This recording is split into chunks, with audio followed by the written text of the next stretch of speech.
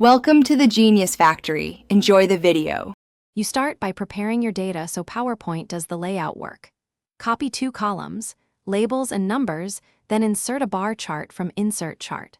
Once inserted, the embedded Excel sheet appears. Paste or type your values there and watch the sample bars update. Make sure to replace dummy categories with actual labels and adjust any negative numbers or zeros.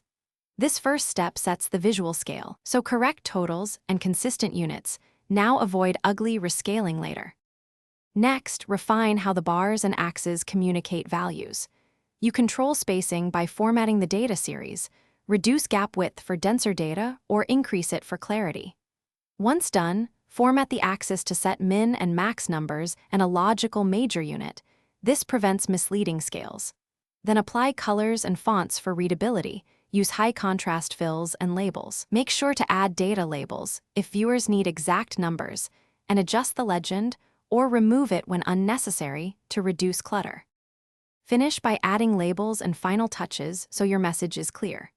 Add a concise chart title and axis titles, then enable data labels with the best position for legibility.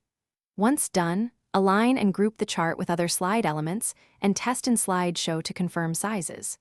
If labels overlap or numbers look wrong, make sure the embedded sheet matches the slide. If misaligned, right-click Chart and choose Edit Data or use Paste Special to keep formatting. One quick fix: reset to chart defaults and reapply your styles. Thanks for watching. If you found this helpful, don't forget to like and subscribe.